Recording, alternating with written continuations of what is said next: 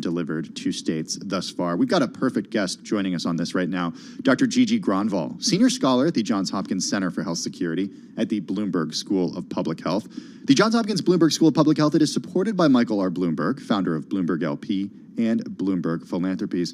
Dr. Gronval, good to have you with us this afternoon, and really perfect timing for you to join us because, as I mentioned just moments ago, the U.S. has declared monkeypox a public health emergency. Apart from allowing more funding to fight this virus, what does this actually do?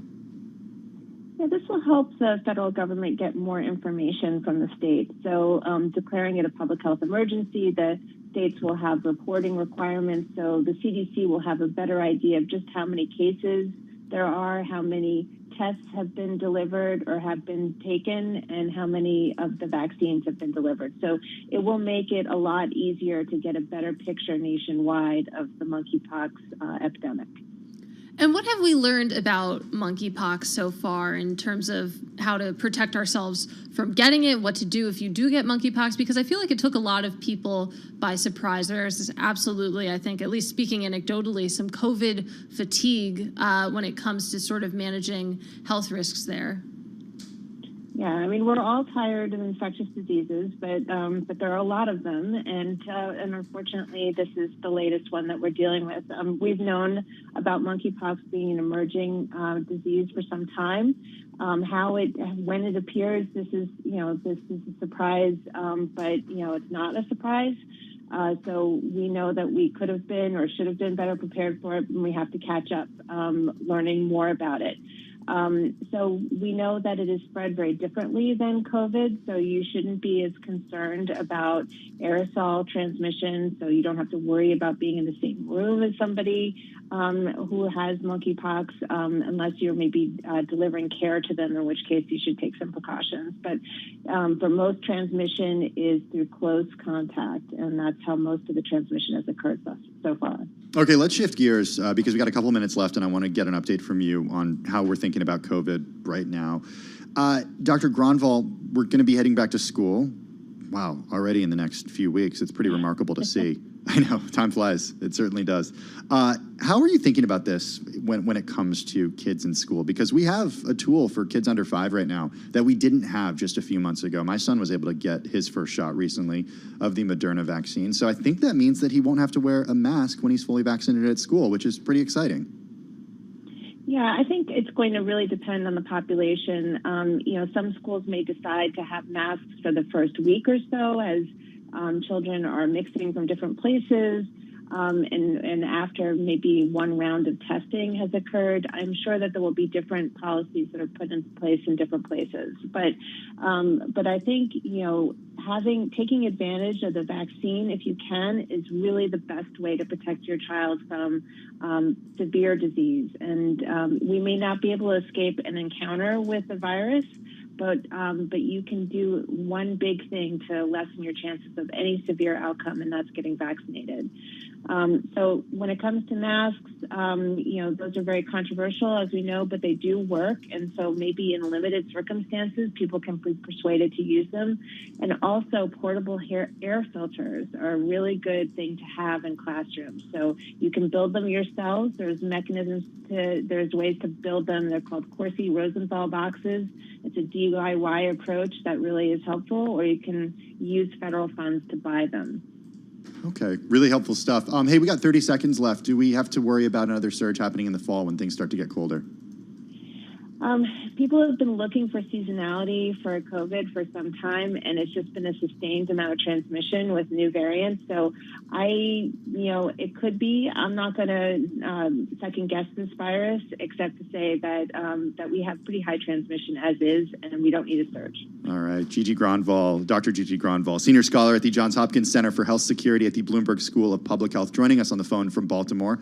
Of course, the Johns Hopkins Bloomberg School of Public Health, it is supported by Michael R. Bloomberg, founder of Bloomberg LP and Bloomberg Philanthropies. Let's go to Washington, D.C. now for a check of the latest world and national news with Nancy Lyons. Hey there, Nance. Thanks, Tim. A Moscow court has sentenced WNBA player Brittany Griner to 9 years in prison on drug charges. Today's ruling raises the stakes in deadlocked talks between Russia and the U.S. on a possible prisoner exchange involving the basketball star. U.S. Embassy official Elizabeth Rood spoke after the verdict. This is a miscarriage of justice. The U.S. Department of State has determined that Ms. Griner was wrongfully detained. Nothing in today's decision changes that determination. Elizabeth Rood says the U.S. will remain engaged with Griner and her legal team. Griner did plead guilty to bringing in the cannabis cartridges, but said it was a mistake she made while hurriedly packing. The Department of Justice has charged 3 current and former Louisville police officers with allegedly falsifying information in a warrant to search Breonna Taylor's home and cited another for using excessive force as he kept shooting through a window.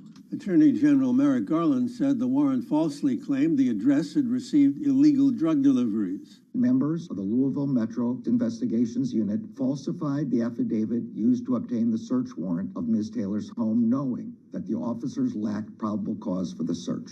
Those violations resulted in Ms. Taylor's death. Garland said the officers who actually carried out the raid knew nothing about this, and those who did then organized a cover-up. In Washington, Irv Chapman, Bloomberg Radio. With monkeypox on the rise here in the U.S., the nation's health secretary, Javier Becerra, has just declared it a public health emergency, which will free up federal money and other resources to fight the virus.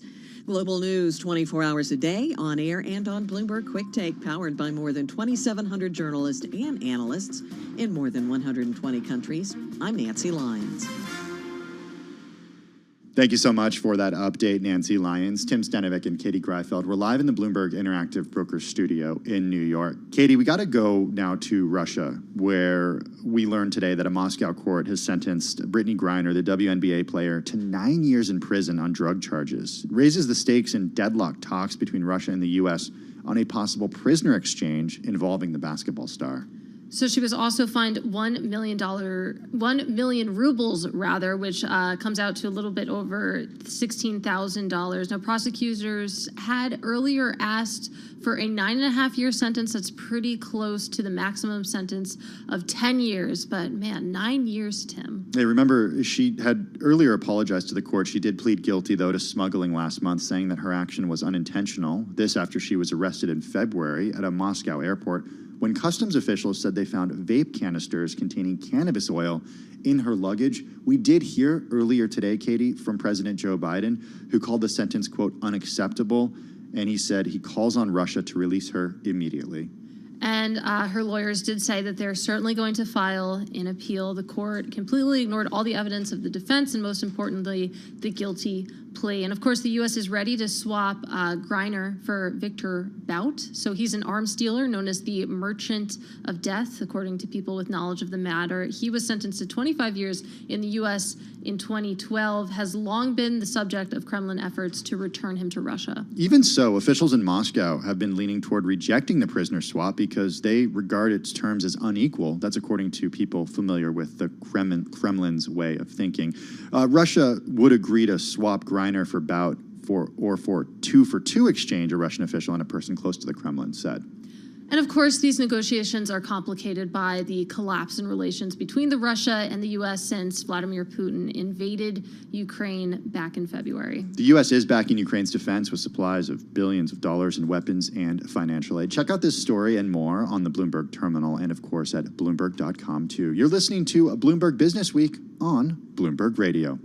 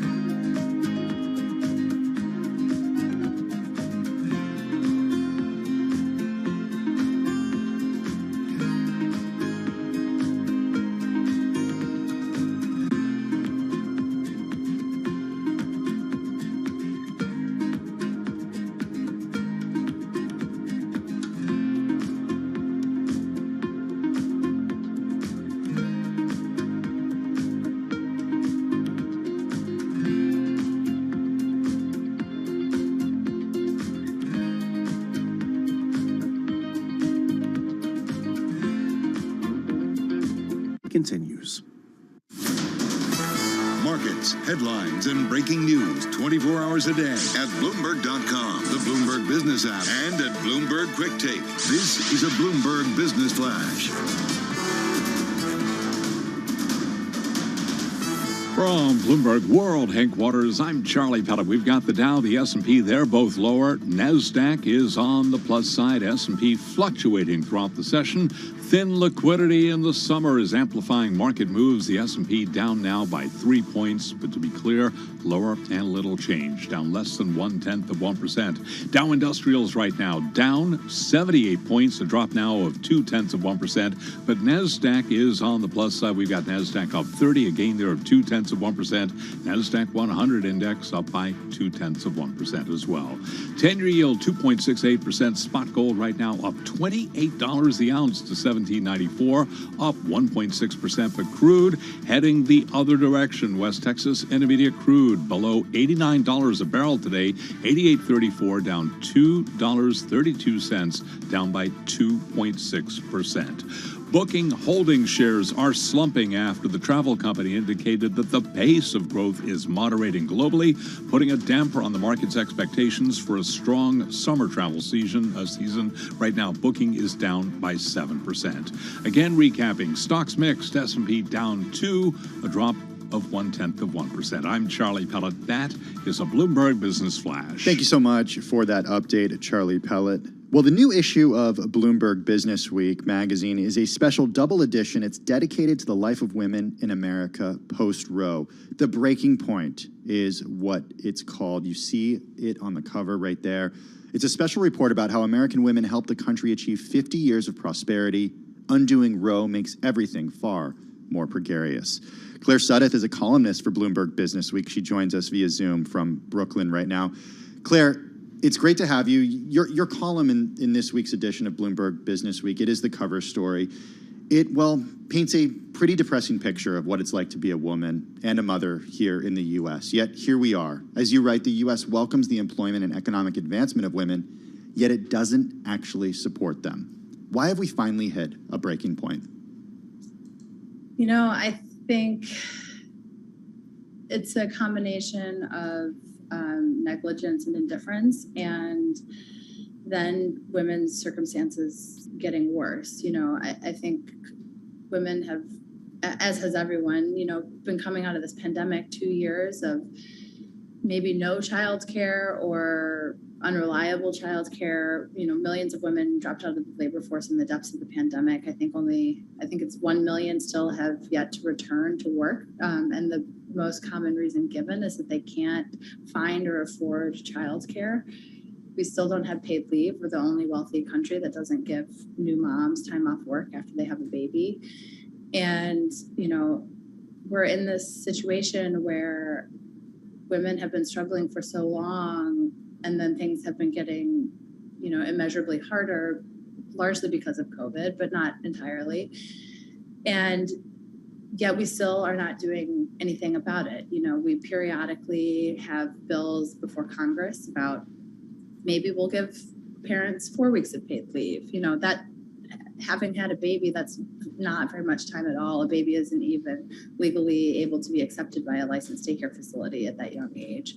But, you know, maybe we'll do this. Maybe we'll offer, you know, women breastfeeding rights at work, all this sort of stuff. And yet so many of these bills stall and go nowhere or just flat out fail. And then there's the formula shortage. There's all these other things that keep happening, you know, school shootings, and it just feels to women like this constant barrage of bad news, and they just can't get on top of it. And that's what it's really about. And so the cover of Bloomberg Business Week, I absolutely love what the cover looks like, and it has the breaking point in big text right there. And I'm curious, I mean, okay, if we're at the breaking point now, does anything change? Is there any sort of, I don't know, light at the end of the tunnel that things will get better, or just are things as we look at them now just going to get harder from here? I think in the short term, things are going to get harder. You know, maybe even in the long term, I don't know. It really just depends on what states and the federal government do going forward about all of this. but a lot of these sort of large scale chronic social issues, no one's really addressing them in a meaningful sort of way. I think people do want some good news, and I think the good news, this is a lot harder to measure, but as women are talking about this more amongst themselves, with men in their lives, and while that's sort of hard to measure or really, put your finger on, Well, the mood has shifted at least. Yeah, definitely. I mean, just anecdotally in the past few months, been talking a lot. But I am curious, you've mentioned that you've seen a lot of sort of pieces of legislation stall at the federal level in Congress at various degrees of government. Does that sort of put the onus then on corporations, at least, when we're talking about women in their corporate lives, to try to make things better? Like, could this be used sort of as a recruiting tool? I think it has for a long time. I mean, when you look at the statistic, I think it's like 23% of workers in the U.S. have access to paid parental leave. Almost all of those workers are white-collar workers. And so if you are a company, if you're in tech, finance, anything where you're competing for talent, there's a reason why companies in recent years have expanded their paid leave policies, is because it makes them more attractive. The issue is that there's not a trickle-down effect. We're still at that, under a quarter of workers, and the percentage of low-wage workers who get any sort of leave at all is, I don't know what the updated number is, but as of last year, it was less than 10%. I think it was 9%. And so yes and no, I think, is the answer to that, because the question is sort of like, who are you talking about when you ask that question? Claire, you spent a good portion of time over the last few months dedicated to a feature that's in the current issue of Bloomberg Businessweek magazine. It's all about a part of West Texas that's become a very dangerous place to be pregnant, and how it's getting even scarier there. Texas leads the U.S. in maternity ward closures. What did you find in your visit to West Texas? Yeah, so I came to this story because I kept reading all of these like small local stories in local papers all over the country about hospitals closing their maternity wards. And I thought, what? How can you close a maternity ward? Doesn't every hospital need to be able to deliver babies? And I looked into it further, and Texas is sort of like the epitome of the problem. And within Texas, the epitome of the problem there is this town called Alpine, which is in West Texas. It's truly in the middle of nowhere. I mean, it's 3.5 hours, I think, from El Paso, 5 hours from San Antonio. And we're not talking driving on an expressway type of road. This is like a highway with no rest stops, no gas stations for miles and miles and miles. And it's the only hospital within a 12,000 square mile radius that 12,000 square mile area that delivers babies. And so many nurses burnt out and quit during the pandemic that it is, I think now is open about 5 days a week, but for the majority of the past year, it's been only able to deliver babies 3 days a week, which, if you know anything about having a kid, they don't arrive on schedule. You can't say, I'll just give birth to a kid. They don't arrive on schedule. You can't say, I'll just give birth on Tuesday, then I guess that's fine. Women do try to schedule inductions to try to work around that, but even that is like not, is not working. And because the access to prenatal care is also incredibly low, with this being the only hospital, they have a lot of what are called preterm births, or babies born really early, and they need access to a NICU, or neonatal intensive care unit, and Big Bend doesn't have one. And so they have to medevac these babies out to larger hospitals, which they've always been doing for years, but now it's even more of a problem. And so it's just, the story follows the doctors. And it's a really sad. Really powerful piece, Claire. It's the cover of Bloomberg Businessweek is your column. The feature is in there as well. It's a special double issue dedicated to how difficult it has become to be a woman here in the U.S. Check it out at Bloomberg.com and on the Bloomberg terminal.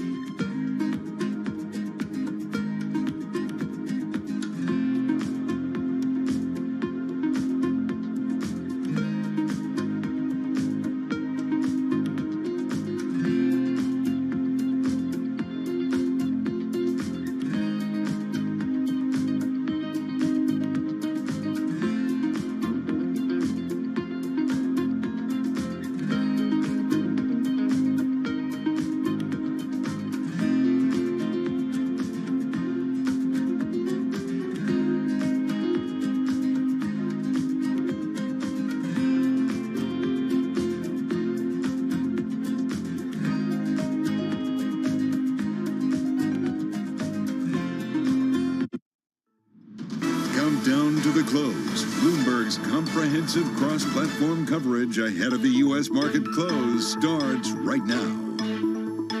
This is Countdown to the Close. Just 60 minutes left in the trading session. Caroline Hyde, Taylor Riggs, Shonali Bassett. Joined now by our colleagues Tim Stenovic and Katie Greifeld in for Carol Massa.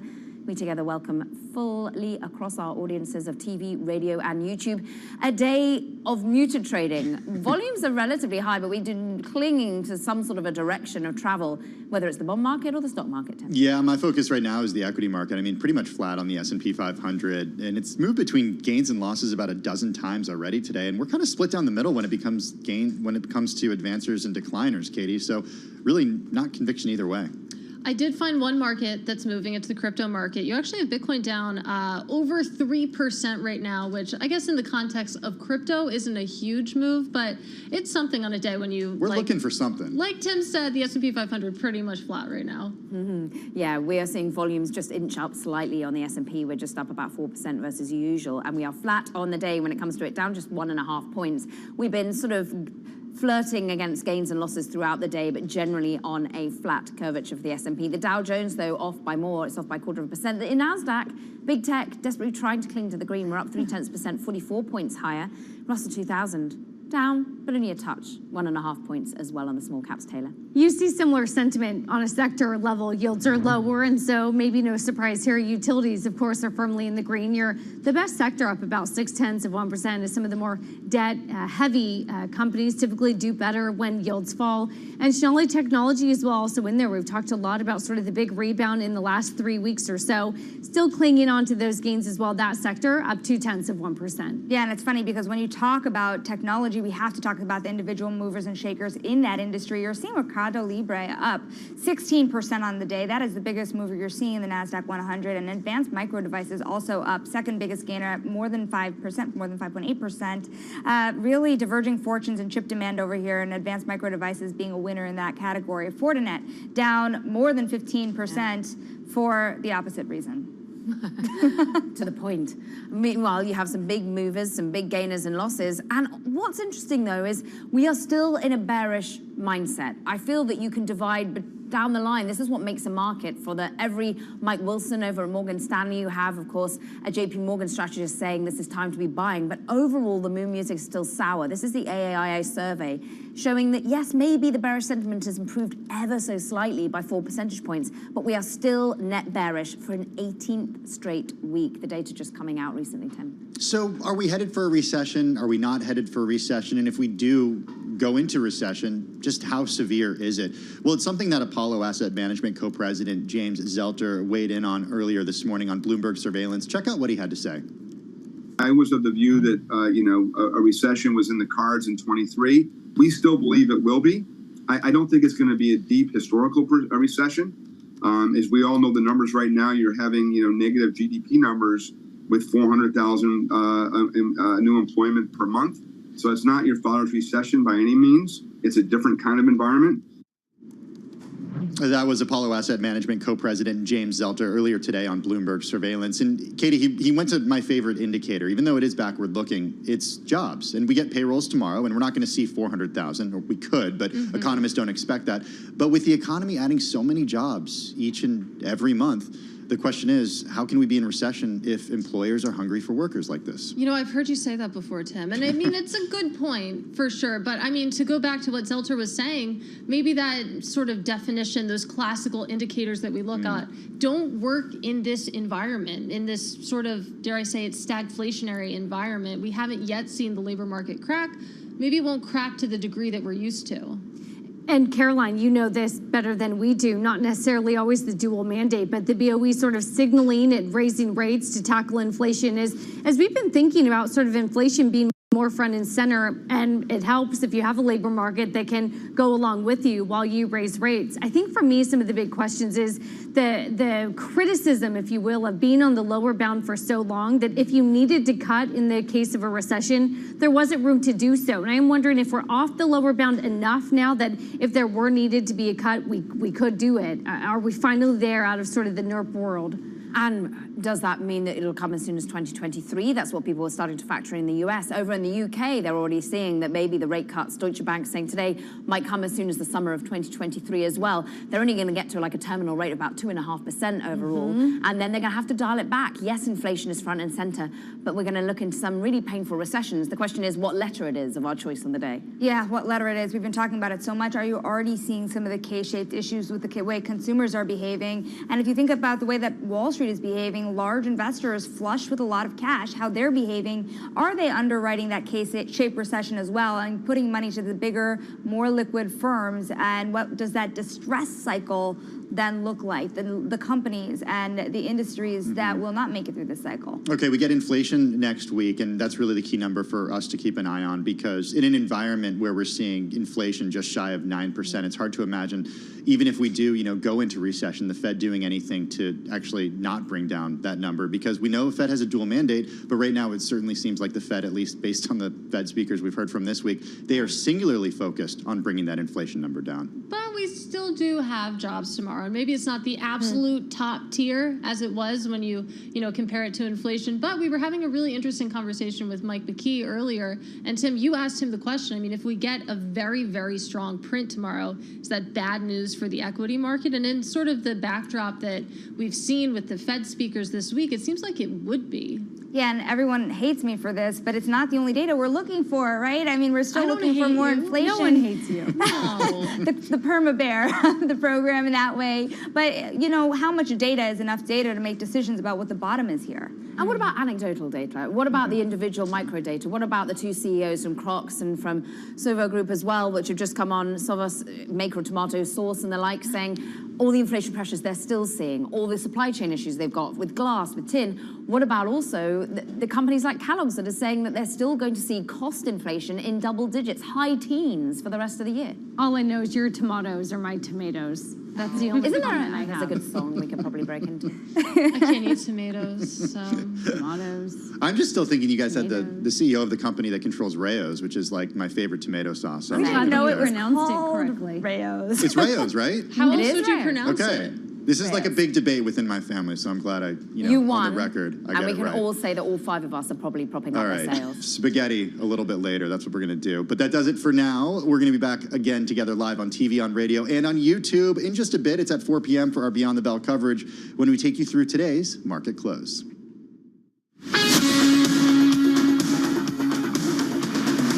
This is Bloomberg Business Week with Carol Masser and Bloomberg Quick Takes Tim Stenovic on Bloomberg Radio. It's Bloomberg Business Week. Katie Greifeld and Tim Stenovic. We're live in the Bloomberg Interactive Broker Studio. So you can't eat pasta sauce because you have acid reflux? I have debilitating acid reflux. Is that okay for me to talk about? Yeah, talk about it at work. I talk about it constantly, all the time. It's too bad. To anyone that will listen, I know. much. The bigger issue, I mean, listen, I will fight through the pain for tomato sauce. The bigger issue Can't is we just slip you a couple Tums or something and you can enjoy like a nice have you seen my red desk? Sauce dinner? No, I haven't actually. I have a lot of antacids over there, but I'm so sorry. I can't eat oranges. I would eat 2 oranges a day in college. I love oranges. I can't tell you how much I love. All right, we're going to get through this together. We're going to get you to a place where you can enjoy the things also, you love once again. Also, hot coffee. Did you want to do actual news here? Yeah, I want to do a little news. Okay, I'm trying to guess. Fine. Well, what I want to talk about is what you said about the jobs numbers tomorrow, that payrolls figure, and what our conversation with Mike McKee was all about just about an hour ago. I could have talked to Mike McKee for like an hour longer. I love that man. I do too, and it's great that we get him here at Bloomberg News to tap into his wealth of knowledge when it comes to international economics and policy, and he gets it once a month. I know. Yeah, I know. he's going to be. He goes home, he gets a ton of sleep tonight. Yeah, he's got to wake up early, and he's got to be ready for that payrolls figure. I would also say his Super Bowl is anytime there's a Fed policy meeting. Yeah, actually, he has a lot of data points. Oh yeah, him in DC. I love those shots. Him in the room. He's taking there. Jerome Powell to task. It's pretty cool. He's just asking the good questions, Katie. Yeah, man, what a guy. Okay, so let's talk about these payrolls tomorrow. We're expecting 250,000, according to economists surveyed by Bloomberg. That'll be down from 372,000 we got the prior month. But Katie, as Mike McKee said, this is exactly what the Fed wants to see, a slowing, right? Absolutely. So the big question is what happens if there's a big hit or a big miss? We're going to find out very, very soon, actually. All right. You're listening to Bloomberg Business Week. Tim Stenovic and Katie Greifeld on Bloomberg Radio. Let's get to world and national news with Nancy Lyons. Hey, Nance. Thanks. Thanks, Tim. Monkeypox cases continue to surge in the U.S. with currently 6,600 cases reported. Well, that's enough to prompt Health and Human Services Secretary Javier Becerra to announce this afternoon the government is stepping up its response. In light of all of these developments and the evolving circumstances on the ground, I want to make an announcement today that I will be declaring a public health emergency on monkeypox. Secretary Becerra says the move will free up additional resources for vaccines, treatments, and diagnostic tools. Senator Joe Manchin's efforts to pass the Inflation Reduction Act may have hit a big snag. Bloomberg's Washington correspondent Joe Matthews says it has to do with Senator Kyrsten Sinema. Senator Sinema has not spoken publicly, but sources tell Bloomberg she wants to preserve the carried interest tax break for investment managers and would like to narrow that 15% corporate minimum tax. That would cut the amount of revenue raised in the bill, obviously. The question is how further negotiations might impact the timeline for this legislation in what is a very short window of opportunity. Senate Majority Leader Chuck Schumer said just yesterday he wanted to vote in the coming days, and the Senate parliamentarian is still reviewing the bill, so a working weekend is likely. You can hear more on Bloomberg Sound On with Joe Matthew at 5 Wall Street time. Federal charges have been filed today by the Justice Department against 4 current and former Louisville police officers in connection with the 2020 death of Breonna Taylor. Attorney General Merrick Garland says the charges include falsifying information to obtain a search warrant. Global news 24 hours a day, on air and on Bloomberg Quick Take, powered by more than 2,700 journalists and analysts in more than 120 countries. Thank you so much for that update, Nancy Lyons, Tim Stenevic, and Katie Greifeld. We're live in the Bloomberg Interactive Broker Studio. This is a great story, and it's an exclusive by our team here at Bloomberg News. They were the first to report that Credit Suisse is weighing cutting thousands of jobs in a bid for a turnaround, Katie. Yeah, and this is sort of what we were just talking about with Caroline Hyde on the simulcast. That you've seen the likes of Walmart come out and cut ranks. You haven't. Wait, I got to jump in here. Go ahead. Okay. They cut 200 jobs, right?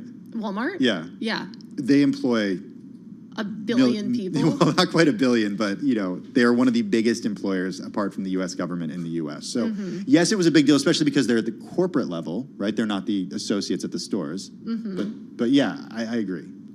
Do you agree? It sounds like you compliment disagree sandwich. a little bit. But in any case, it sort of gets to what we were saying with Caroline, that you haven't really yet seen this hit sort of the upper ranks, sort of Wall Street, in the same way that we've seen it in the retailers, because there's a trend there, Tim. But in any case, Credit Suisse, it did begin trimming frontline roles in Asia last month, and reporting from Bloomberg again shows that it's mulling an aggressive plan to reduce its headcount, which stood at over 51,000 at the end of June, of course, according to people familiar with the matter. Credit Suisse is expected to finalize its plans over the next couple of months. It's examining inefficiencies in the middle and back office, in addition to efforts to reshape the investment bank. The cuts are likely to be the deepest since the former CEO slashed jobs. That was around 6,000 roles across the firm. That was back in 2016 in the wake of unexpected losses on trading positions. So back to your point earlier about the anecdotes, when do we start to see those play out in the actual jobs numbers? When do anecdotes become data? It's a good question, but this is also a similar story to what we've seen in some of the other cuts that Credit Suisse, it had seen its staff climb by more than 2,000 since the end of 2020. It hired more employees in compliance, and now as we exit the pandemic, potentially enter a recession, you're seeing sort of the other side of that. All right, we'll get a little idea of the employment picture tomorrow with that payrolls number. You're listening to Bloomberg Business Week, and this is Bloomberg Radio.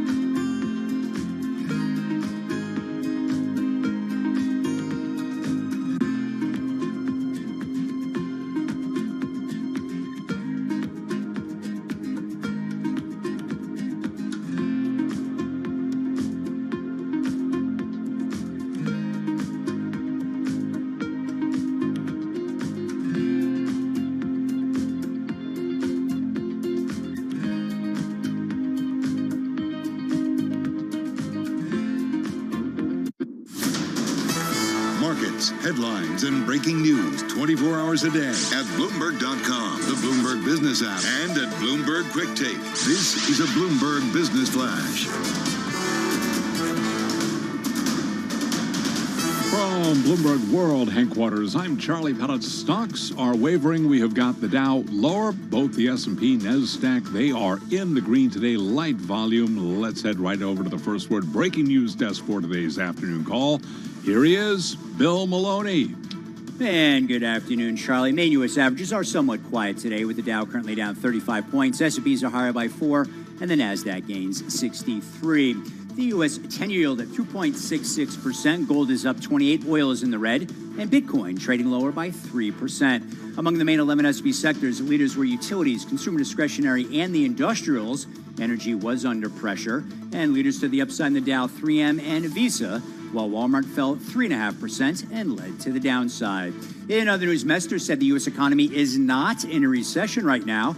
And in deal news, Amgen to acquire ChemoCentryx for $50 per share in cash. Wrapping things up, Amgen, Monster Beverage, and Expedia. I'll report after the bell. Live from the first breaking news desk, I'm Bill Maloney. Charlie? Okay, we thank you very much, Bill Maloney, and to hear live breaking news over your Bloomberg. Type SQUAWK, S-Q-U-A-W-K, on your terminal. I'm Charlie Pellet. That is a Bloomberg Business Flash. Well, thank you so much for that update, Charlie Pellet. Well, as I mentioned earlier in the program, we're very pleased to be joined by my friend and colleague, Scarlett Fu. She's an editor here at Bloomberg Quick Take. We're going to get to Scar in just a minute, but first, we want to go to a piece that she recently did. It's about money mistakes. A 40-year career in finance inevitably includes some bad investment calls. And in this excerpt from Quick Take's latest series, Bloomberg's Scarlett Fu sits down with Guggenheim partner Scott Minerd to discuss some of his money mistakes.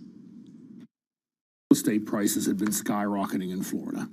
And so I wanted to get in on the real estate boom. I managed to scrape together everything I had, and I found this condominium that I could just get into. I bought it. How much were the interest rates? At that time, I got a special subsidized mortgage, which was 9 7/8%. Ooh. Right. When did you realize that it was a mistake? Well, you mean fully a mistake? Yeah. Because it was about a week after closing, I started to have second thoughts. I began to realize, as prices began to soften and decline and sales were going in. What was the listing price? It was I think it was $54,750. You remember this when you suffered through something. That's very exact. And you said your monthly payment on the mortgage was? It was about $600. And your annual salary at the time was only? $15,000. Okay. That was the mortgage and taxes. I started to feel like a captive. It wasn't like, if I decided I wanted to change jobs or move somewhere, I was tied down with this property. How did you extricate yourself from this real estate investment in Florida? Like, does it end with a happy story? No. No. It was actually probably around 2002, 2003, I finally sold it at a loss. 2002, 2003, this is after you retired, unretired, came back to work at Guggenheim, was leading the firm. That's when you sold the apartment at a loss? Right. Well, it's going to come back. Wow. Did you make a phone call to anyone about this? I mean, did you tell anyone about this experience, or were you? No, I was hiding. You were hiding? Well, I was embarrassed. My family saw me do this. Everybody saw me do this, and I'd actually gone to my grandparents to get some of the down payment. Is this something you think you could have learned from a textbook or from someone telling you, or did you have to experience it firsthand yourself? It taught me a lot about the usefulness of history, because Florida, South Florida in particular, is notorious for real estate booms and busts going back to the 20s. And so, it probably affected the way I looked at all investments going forward, which was not to just listen to the conventional wisdom of what everybody else was saying, but to take what they were saying and, actually, really in reality challenge it. Those two voices you heard were Guggenheim partner Scott Minerd and also Bloomberg Quick Take's Scarlett Fu. Scarlett is with us right now. That was, of course, Quick Take's latest series, Bloomberg's, biggest money mistakes. So, Scarlett, what I love about this is you look at someone like Scott Minerd and you're like, this guy is so successful. And you think, at least I think, he's just been full of not making mistakes, just making good decisions financially his whole life. Yeah, but this series is a reminder that in order to have that success down the road, you have to have a couple of mistakes first to learn from them. And that's exactly what happened in the case of Scott, because he said that he developed a skepticism for this idea that real estate is a sure thing, right? He called it a very volatile asset class. And anytime that everyone says, we're all in on this is a sure thing, he's like, no, I'm gonna take a step back and question that because that doesn't ring true for me. It feels like a lot of people have that belief that real estate is just like, it's a sure thing, like you say. I mean, I know my mom is of that mind. Who else did you hear from? You know, it's funny because after this published, a frequent Bloomberg guest, I won't name who, also emailed me and shared his story of a big money mistake. Tantalizing. And, yes, and it was also related to the first house that he bought or an apartment that he bought. So I think there's something very, very universal about this idea. Like when you're young and you're stretching your budget and you're buying a house, you have to borrow money from people that you love. One thing that Scott Minerd mentioned was that he borrowed money from his grandparents for the down payment. After he sold the house or apartment at a loss and he had positive cash, he gave the money back to his grandmother and she refused to believe that he lost money on this investment. She was like, no, you had it for 20 years. You obviously made money. Incredible. Like, would not believe him. Hey, Scar, before you go, this is about money mistakes, so it makes us all think about our own money mistakes that we've made.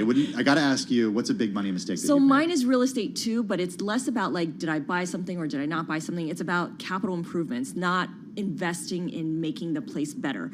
So I put off doing all of that because, I was busy working, raising kids.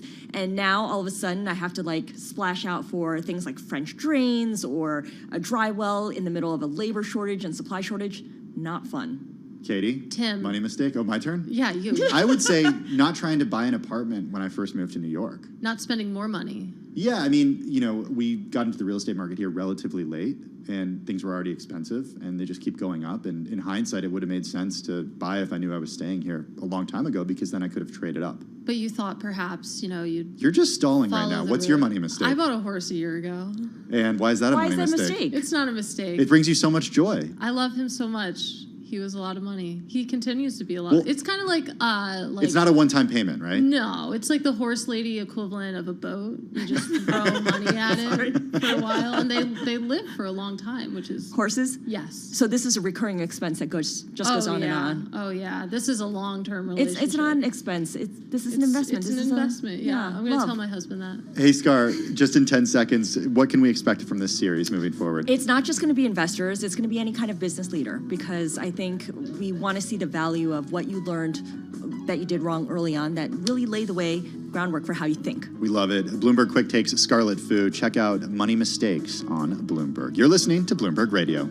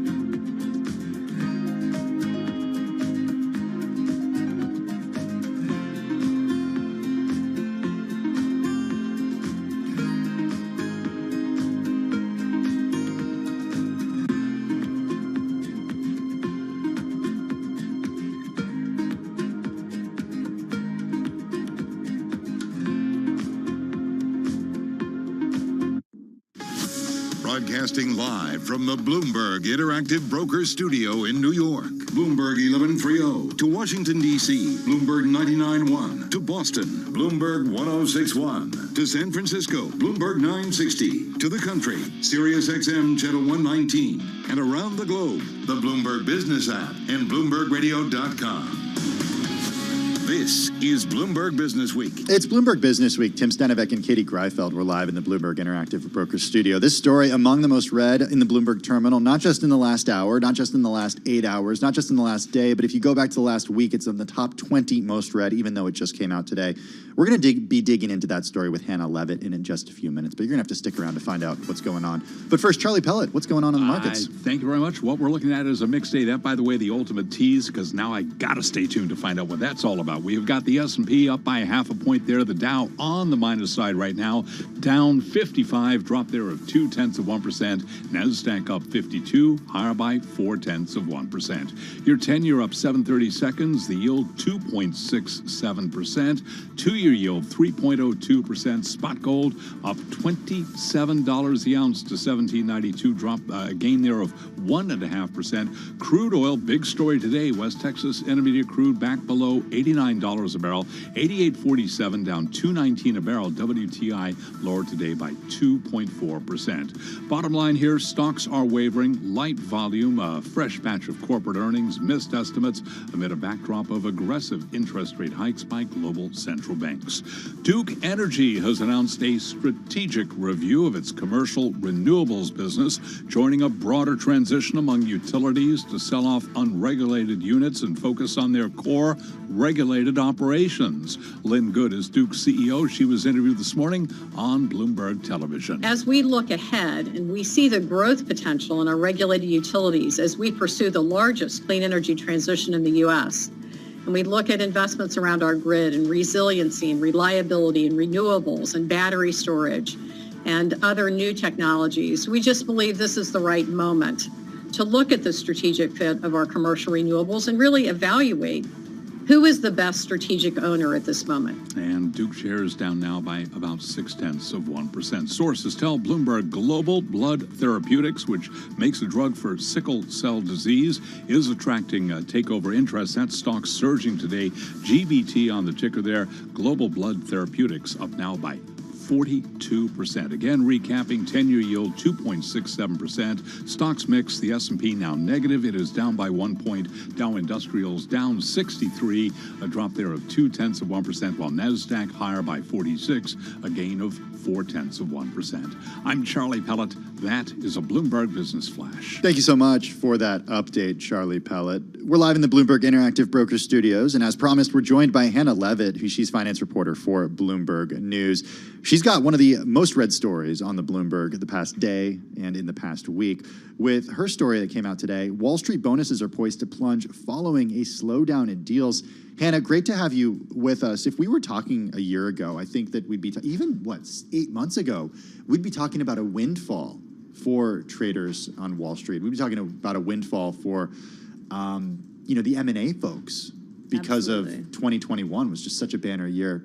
What do we know about what's going to happen this year? Well, so it's super interesting, right? Because if you think about when everyone's kind of talking about their bonuses, it's really after the start of the year. So mere months ago, we were hearing about all the, 10-figure packages, and everyone was bidding up everyone, war for talent, all this stuff. And it's been, basically a complete reversal since then. Now there's been a deal slowdown, and we're looking at, potential recession, and that means banks are focused on costs, and all of that adds up to potentially, 45% or more decline in bonuses for these. That's for debt and equity underwriters, and then M&A bankers are looking at, a 25% drop. Man, it's 25%, still quite a blow there. Wrap that into what has been happening with banks and their revenues, because you have in the story, for example, investment banking revenue fell 43% in the first 6 months of this year. Mm-hmm, totally. So there's been a lot of volatility and I would say market turmoil this year, as you guys know, tied to, persistent inflation, recession fears, Russia's invasion of Ukraine, and people don't like to do deals when there's a lot of uncertainty. So it really adds up to a huge slowdown there.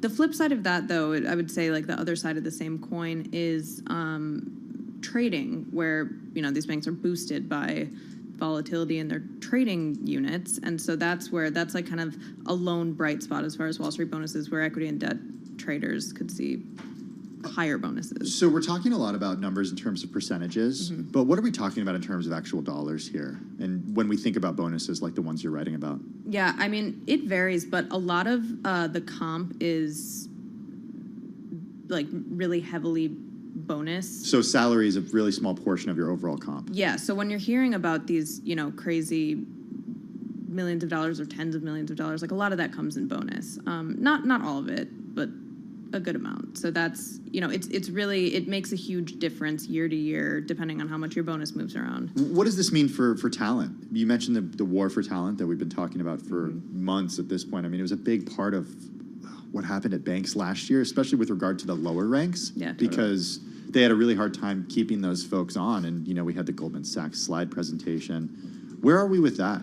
That's a great question. I think, first of all, some of the elements that were driving the war for talent have gone away. If you think about crypto, certainly we have not heard of people leaving for crypto firms at the same velocity as they were months ago.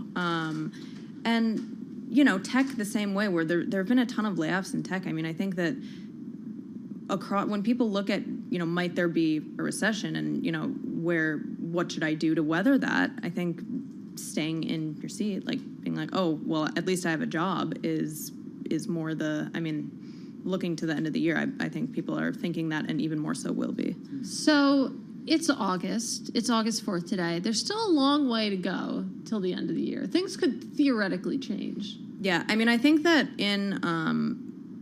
on the investment banking side, it's not, clearly the volumes are so much lower this year than they were last year that we're not going to see some kind of great, fantastic comeback that leads to a reversal of fortunes. I think if we were to see like trading, obviously very volatile, there could always be some kind of reversal, or some firm could, have something that really does move the needle one way or the other. And so that would be, I would look at trading, and I'd be curious to see what Alan Johnson at Johnson Associates is saying about trading, 6 months from now or 4 months from now.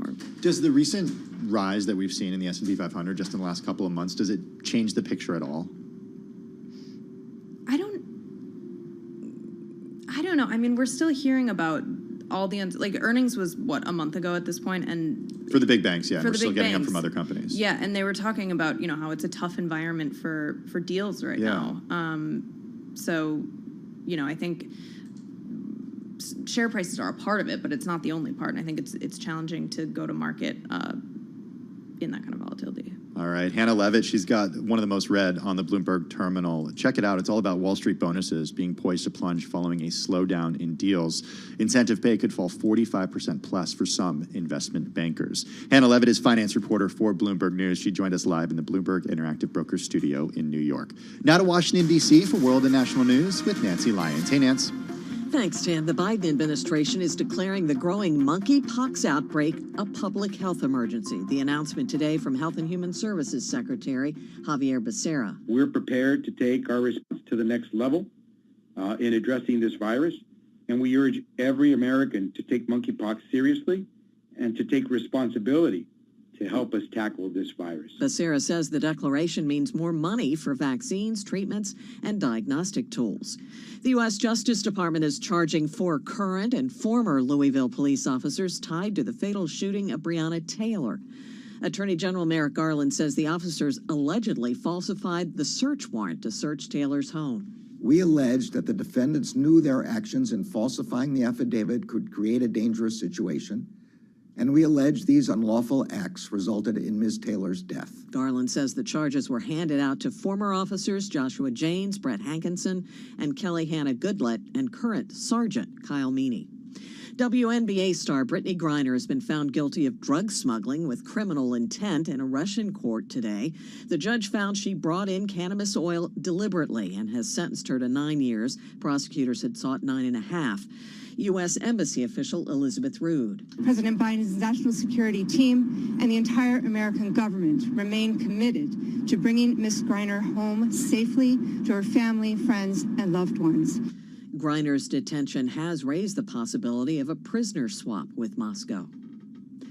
Global news 24 hours a day, on air and on Bloomberg Quick Take, powered by more than 2,700 journalists and analysts in more than 120 countries. I'm Nancy Lyons. Thank you so much for that update, Nancy Lyons. Tim Stanovic and Katie Greifeld were live in the Bloomberg Interactive Brokers studio. Katie, I want to go to a story that we covered yesterday. AMTD. Did you figure out what it is? It's a bank? Okay. Okay. Right? Like financial firm? That sounds like more than I know. All right, shares are down 22% today. They were up more than 100% earlier this week. It's pretty remarkable. So they're slumping today. It's the Hong Kong-based financial services firm.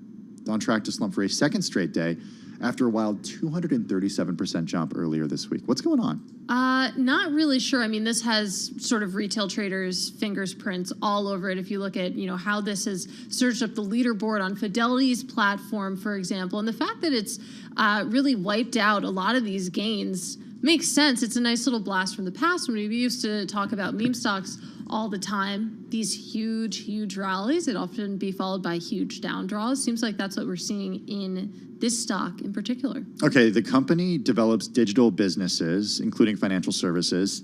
At its height, we talked about this yesterday, it had a larger market value than Bank of America and Goldman Sachs, rallied 32,000 from its IPO last month. Absolutely love this story. It's so funny. And then, I mean, it could be, there was actually a Bloomberg opinion column about this. I forget from who, Matt Booker maybe, but saying this could be a case of mistaken identity. Oh, interesting. The ticker is HKD. That could be taken to mean maybe people thought they were betting on the Hong Kong dollar, for example. This is a Hong Kong company, but there's also something in that it has a tiny public float. That could be a factor too, and trying to piece together the different reasons why we saw such a huge surge. But it is a very fun mystery. There's also the idea, we talked about this again yesterday, that it has such a small public float. So that could be part of it. It could be. I don't know. Looking for The answers. return of the meme. I'm looking for answers too. Get in touch with us on Twitter or on the Bloomberg terminal if you have any answers to this. You're listening to Bloomberg Business Week, and this is Bloomberg Radio.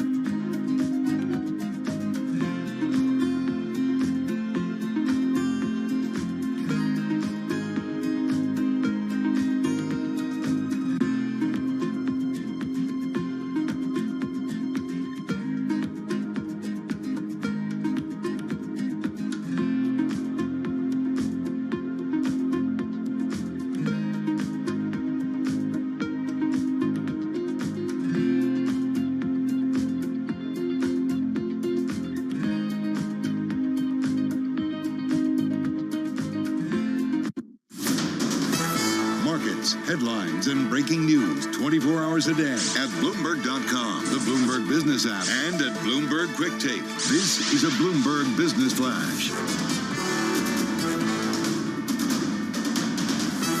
On Bloomberg World Headquarters, I'm Charlie Pellet. We have got the Dow, the S&P. They are both lower, but NASDAQ is on the plus side right now. 13 minutes to go ahead of the close. S&P right now is down by 7 points. That is a drop of about 0.2%. Dow Industrials down 95 points now, lower by 0.3%. But NASDAQ holding on to a gain. The NASDAQ Composite Index up 28 right now, higher by 0.2%. The NASDAQ 100 Index also up by about 0.2%. 10-year yield 2.66%. The 2-year yield 3.01%. Gold is rallying 1.6%, $17.92 the ounce. Crude, big story, trading back below $89 a barrel, $88.36 right now for a barrel of WTI. It is down by 2.5%. Ton of earnings coming up after the close of trading. We've got you covered, but names including Lyft, Amgen, Beyond Meat, AMC, Block Inc., The Old Square, Virgin Galactic, DoorDash, Zillow, Yelp, and Expedia. Recapping, S&P, the Dow both lower. S&P down right now by 6 points. Little change, down by about 0.1%. I'm Charlie Pellet. That is a Bloomberg Business Flash. Thank you so much for that update, Charlie Pellet. It's 3:48 on Wall Street. The following is an editorial from Bloomberg Opinion. This editorial was written by the Bloomberg Editorial Board. After a year of Democratic backsliding, Tunisia went over the edge last week when President Kais Saied institutionalized his rule with a referendum on a new constitution that gives him near absolute power. The outcome of the vote was never in doubt. Having already suspended Parliament and secured the support of the military, the autocratic Saied had further tilted the playing field by jailing opponents and muzzling the media. Most Tunisians demonstrated their disapproval by turning their backs on the process. More than 2/3 of those eligible opted not to vote. And as economic conditions continue to worsen with the worldwide slowdown, Saied can expect little patience from young Tunisians. The next upheaval may not be long in coming. This editorial was written by the Bloomberg Editorial Board. For more Bloomberg Opinion, please go to Bloomberg.com/opinion or OPIN Go on the Bloomberg terminal. This has been Bloomberg Opinion. I'm driving in my car. I turn on the radio. How about you let me drive? Oh, no. Who's gonna drive you home? Honey, please, I'll do the driving. Drive on. Excuse me, I want to drive. It's the question that drives us. This is the Drive to the Close. That funky music will drive us till the dawn. On Bloomberg Radio. It's the Drive to the Close. We got less than 10 minutes to go here in the U.S. equity market. And we've got a great voice joining us to help us understand what's going on with the markets, especially, is this a bear market rally? Cole Smead is the president and portfolio manager at Smead Capital Management. He joins us on the phone from Phoenix, Arizona. Cole, how are you this afternoon? We're seeing a lot of red in the oil patch right now, but knowing that's just part of the game when you want to own a business for a long time and get really wealthy. Okay, well, let's start with oil, because this is an area that, last time we spoke, you were really bullish on. You think there's, despite the fact that we're, pretty far from $120 a barrel, where we saw things just very recently, now close to 90. What's your outlook? Yeah, so I think what kind of is going on just in the interim is, those stocks have moved up a lot. Kind of the momentum crowd is kind of trying to figure out where to kind of, go play chips at the casino next. And so I think you're seeing a lot of short-term momentum disappear. But for people like us, what we're paying attention to is how much book value per share is growing in those businesses. So, for example, Occidental reported this week, we were looking at the numbers, book value per share grew 11.4% in the quarter. Now, what did most of that come off of was paying down debt. In other words, the net worth grew because there's less liabilities to call the assets. But that's coming from cash generation. And it's very tough to find businesses in the U.S. stock market or in other markets like Canada and the oil patch that produce that kind of book value per share growth. And just so you know, Tim, I think that's exactly what Buffett's looking at, because for years, Berkshire used to track their performance in book value growth against the S&P 500 returns. Well, Cole, let's broaden out a little bit and talk about the index level and wrap it into what we've been hearing from just the parade of Fed speakers that we've gotten this week, because it feels like the FOMC members have pushed back pretty strongly on the idea that, perhaps they would slow down the pace of rate hikes. But then you look at the S&P 500, you look at the NASDAQ 100, we've seen a pretty big rally, especially yesterday. Of course, today it's a little bit tepid, you could say. But I'm curious how you marry those two stats together. Why does that make sense? It's a great question, and I think to your latter point, Katie, I think you're getting at something that people have to be very careful on, because what you're kind of leading to say is, well, look what the markets are telling us. Okay, and you have to remember, markets do not instruct you; they serve you. Okay, as Buffett says. So, to use as an example, anybody that looked late last year, they'd say, well, what's the market telling us? And the answer was, well, it's a bear market, you idiot. Right? That's what the markets were going to tell you in the end, but nobody knew that at the time. And so how we look at this when it comes to what the Federal Reserve is attempting to do, they are going to attempt to try to raise rates in a way to get real rates on the short end of the curve to zero. Now, where are they going to have to do that? I mean, north of 4, probably 5, because the question is how is aggregate demand going to react to that, which so far aggregate demand has not done what you'd have thought. Compared to most rate rises. I think that has to do with the consumer and the household and that kind of stuff. But I just pointed out, because what if this is terribly sticky, and what if it continues to flow through wages? So the best wages in America year over year, looking 12 months back, was the lowest income quartile. Okay, which means if blue collar America or the lower end part of America is winning, who the loser is in Fed rate increases are asset owners, aka the stock market. Okay, and so what in the Zoltan-Pozar framework, good is bad, right? We have this great economy that's bad because rates are going to have to go up faster. The question's bad for who? I would argue less so bad for the economy, though it'll probably affect it at some point. It's really bad for stocks and bonds, but here's the great part for bonds. They're less volatile than stocks, which means, as we've seen in the 10-year, you can kind of suck up your bleeding slower over time. Stocks don't have that benefit. So, Cole, I mean, pushing that forward to what we're going to get tomorrow and sort of the data release and NFP, of course, the employment figures, it sounds like by that logic, I mean, if we got a really strong number, perhaps that would be bad news for the asset owners, for the equity market. Yeah, but this equity market's been very strange. We kind of think we're halfway through it. I'll give you a little statistic. Go look at margin debt. In any big bear market, margin debt always declines over 50%. I think we got to 20-some-odd% in this decline. So I look at the equity investors in the S&P 500 in aggregate today. They are a group of people that say, eat, drink, and be merry, for tomorrow we die. In other words, if they're unwilling to give up on their bullishness and their excitement and their hope that inflation won't be a big deal for stocks, when in reality, I agree with you, it is going to impact them. We're likely to end this decade, the decade of the 2020s, like we did in the 70s, where probably no one wants to own stocks and maybe not own bonds because of the effects of the cost of capital rising and inflation. So where are they going to invest? Well, if I'm using my 1970s framework, guess what sector did better than any sector in the S&P 500? It ended up being 30% of the stock market by the end of the 70s. Oil, the energy. Exactly. Yeah, I mean, you say 1970s and you know what Cole's talking about, then you think energy. So. And you know a lot, Tim. Katie. Yeah, Katie's just mad at me because I did a little Tim splaining earlier, did do so I'm sorry for that. But Cole, please go on. Yeah, I was going to say, this is millennial splaining, by the way. But so the 1970s, most people lost money outright or particularly in real terms, right? There was nominal money made in some cases, but in real terms, you lost money. The only place where you made real wealth was roughly in energy. Some of the real estate spots did well during that time, et cetera. The primary name of the game the next decade ahead in stocks is retaining real purchasing power. And I cannot overemphasize that, because if the rest of wealthy America gets poorer in real terms and you don't, you win. That's how this game's played.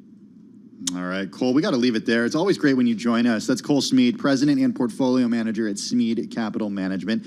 He joins us this afternoon on the phone from Phoenix, Arizona. Check him out on Twitter at Cole_Smead. That's COLESMEAD. Katie, here we are.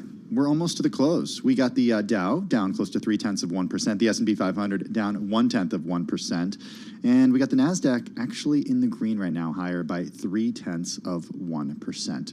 Don't go anywhere, because in just a few minutes we're going to be joined by our friends at Bloomberg TV for our countdown to the close. It's our cross-platform coverage of Beyond the Bell. It takes you through everything you need to be watching, even ahead of tomorrow's payrolls report, which, by the way, we're expecting it at 8:30, and we do expect somewhat of a decline from what we've been seeing for the year, but still a gain of 250,000. Let's now go to our friends at Bloomberg TV for our Beyond the Bell coverage. This is Bloomberg. Beyond the Bell, Bloomberg's comprehensive cross-platform coverage of the U.S. market close starts right now. We are about 2 minutes away from the end of the trading day. Caroline Hyde, Taylor Riggs, Sonali Bassett, counting you down to the closing bell, here to take us beyond the bell with the global simulcast, as always. Tim Stenemick, Katie Greifeld, and for Carol Massa, we bring together TV, radio, and YouTube audiences to dissect what is, I think, perhaps some nervousness looking ahead to the data drop that we get tomorrow. Yeah, I'm really just thinking, hurry up and wait at this point. We're not seeing a lot of conviction either way, though it does seem like we're going to finish in the red. Though, again, we've seen, the S&P 500 go between gains and losses throughout the day today with really, zero direction. And it's sort of the same thing if you look at the bond market as well. You did see a little bit of a bid coming into the 10-year Treasury, for example, as we worked into that equity market close, but not a huge signal there, it doesn't feel like. In the economic data this morning, which of course doesn't really do anything justice when we think about the economic data tomorrow, but you had initial jobless claims, and it's a slow creep, a little bit higher, but nothing to panic about, Sonali. And so perhaps maybe there's a little bit of a relief here as you really push forward to big day tomorrow, and as you've been talking about, a big CPI report after that. Big CPI report, and it's the economic data and the earnings picture, this idea of a potential profits recession. You're seeing like just about almost half of the stocks in the green in the S&P 500 today. More in the red, though, so it was not enough to turn it higher. A lot of anxiety about those numbers as well, guys. Yeah, and the Dow, only 9 advancing, 21 on the downside overall, but volumes have really been picking up on the Nasdaq, so some people willing to make a trade. And it's notable that we have had some, maybe a dialing back of the anxiety we had around Taiwan, to think that was earlier this week, but still some news coming out on that front that perhaps was a destabilizing effect and moved us into gold in some way. Let's look at, as we see the bells ringing, we have the clapping, the cheering. We currently have an S&P that closes down but 3 points. Very muted in terms of actual overall direction, but we do know that there have been some significant moves underneath it all that we'll drill into in a moment. But the S&P 4,152 is where we trade. The Dow Jones Industrial Average is off by 0.25%, 85 points lower, as we say, and that is indeed only 9 stocks advancing in that benchmark. The Nasdaq up 0.4%, 52 points higher, as we see, and significant volume, 23% above your usual average. And the Russell 2000, basically, again, relatively muted on the day, off by only 2.4 points, Tim. Yeah, things pretty much split down the middle when you take a deeper look at the S&P 500. We had 236 stocks, Taylor, advanced today. We had 265 decline in the S&P. Yeah, Tim, you really see that on a sector level for a radio audience, the sector best performers, the worst performers, and it's actually green where it should be and red where it should be as well. Katie, take a look at sort of the big outperformers here, the retailers, some of the durables, as well as the semiconductors, some of the chip makers. NVIDIA, AMD, I think, are sort of in that category, up about 1.2%. There are still a little bit of some red on the screen. Banks, interesting, as yields are falling. Food and staples and energy, certainly one that I'm looking at. You're off for the sector, 3.7%, as crude has really come down, finally back below $90 a barrel. And when we switch to some of the individual stocks, I want to highlight Coinbase. We talked about it a little bit earlier. Shares finishing about 10% higher, of course, after news that it's going to partner with BlackRock. The idea there to help institutional investors get more exposure to cryptocurrency. I also wanted to talk about AMD. So we talked about AMTD yesterday, which had a big surge in retail interest. AMD, there's not a clear reason why this stock popped today, up almost 6%, but it was heavily traded on Fidelity's platform, for example. So some retail interest there as well. And I also did want to talk about Match, shares up about 5%. This was interesting because the earnings for Match, which of course owns things like Tinder, OkCupid, Hinge, dating apps, wasn't great. Also had some currency headwinds as well, but it did see a pop today. That was one of my decliners yesterday. It had a really rough day. There you go. Hey, well, speaking of decliners, I got a few more for you today. Let's start with shares of Clorox. This one all about earnings guidance. It fell well short of expectations. It underscored how inflation could continue to hit companies long into 2023, Caroline, down 4.7%. We saw Shake Shack fall. This one is all about returning to the office or not. Shake Shack shares are lower because the company said that workers are returning to offices in cities at a pace far slower than they assumed. Here in New York, traffic is well below 2019 levels, including a 40% difference here in New York. I got to talk about Ball Corporation, the maker of packaging for food, beverages, and household products, finishing the day down by 18.6%, having its worst day since 1987. It missed analyst estimates for the second quarter comp earnings per share. Yeah, and that's a Remain favorite. We keep an eye on Ball Corp. We're just waiting for perhaps my GMM macro movers to come up on the board, but there we are, as if by magic. We are currently looking at what is a story of perhaps slight dollar weakness on the day. Now, again, thin liquidity, perhaps in the FX markets as we look towards the all-important labor data. Of course, there was big moves that happened in the Great British Pound that actually fell a little bit earlier, then managed to climb up higher after that big rate move coming from the Bank of England, 50 basis points higher. They too trying to tackle inflation that could reach 13% as soon as October. Elsewhere, though, it was a sea of green. The euro strengthening to 0.7%. We actually saw some strength in, say, like the Norwegian krone, which was interesting given that we saw Brent crude off by 3%. $93 is where we trade, 88 on WTI crude. Shanani's pointing out it was about 6 months ago that we've seen these sorts of levels. Lower in oil as we question the demand side of the equation. Zinc, interestingly, pushing up, and that's as we start to think that more smelters aren't going to be making zinc because, well, energy prices are so high in Europe. We saw Glencore really warning us about that, and metals shifted higher on the back of that supply side concern. We're looking at sovereign bonds that actually seem to be a bit of a search for a safe haven today. Yields pushing lower in Europe in particular, Taylor. You saw that as well here in the U.S., Caroline, on the back of your big BOE announcement there of hiking perhaps faster than people thought. You sort of saw a relief maybe here within the U.S. Katie, I look at a 2-year yield and a 5-year yield that are really catching a bid off down by about 5 basis points or so. So you're all the way back down to about a 302 on the 2-year yield. And we do have some breaking earnings news. I want to talk about Expedia and TripAdvisor. Of course, expectations were high after that bookings profit beat earlier. You have Expedia beating on both adjusted EPS and on second quarter revenue. You look at what the shares are doing, they're much higher, up almost 7% after hours. TripAdvisor, too, coming out, looks like second quarter adjusted EPS was about 37 cents. The estimate was for 26 cents. As you can see, another big pop there, fluctuating a little bit, up almost 5% at the moment. I'm going to jump on in as we take a look at Lyft. The big headline number, second quarter adjusted EBITDA profitability, $79.1 million. This is well ahead of estimates of $18.1 million. So as we take a look at some of these active riders look spot in line. Second quarter, 19.86 million. Estimates were for 19.8.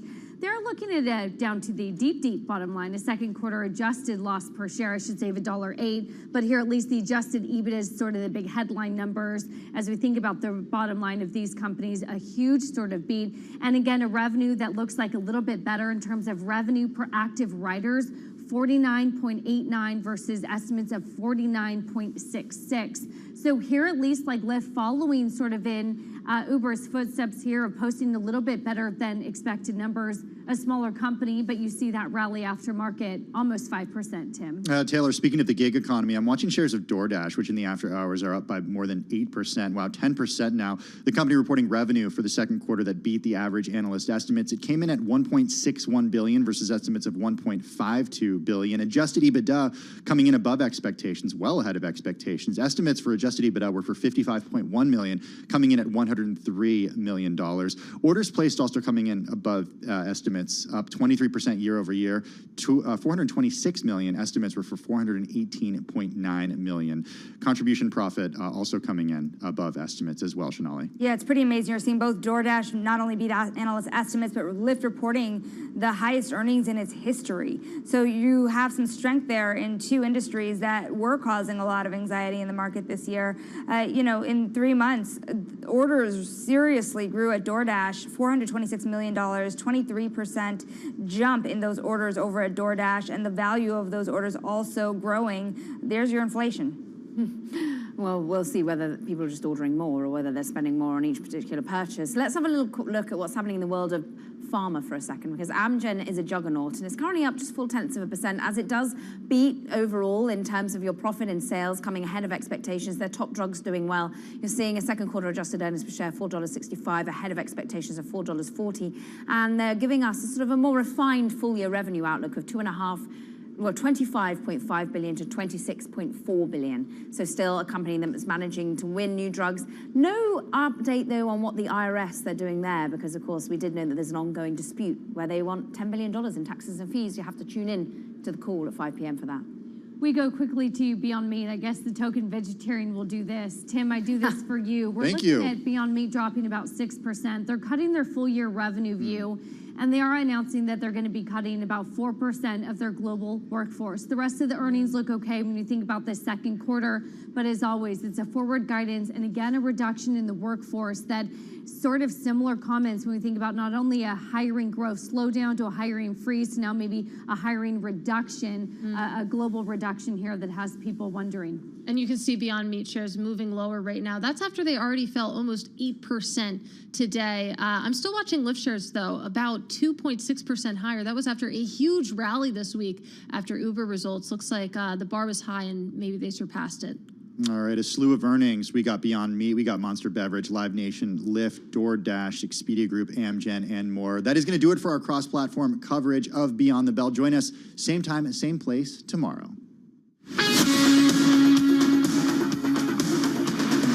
You're listening to Bloomberg Business Week with Carol Masser and Bloomberg Quick Takes Tim Stenovic on Bloomberg Radio. It's Bloomberg Business Week. Tim Stenovic and Katie Greifeld. We're live in the Bloomberg Interactive Brokers Studio here in New York.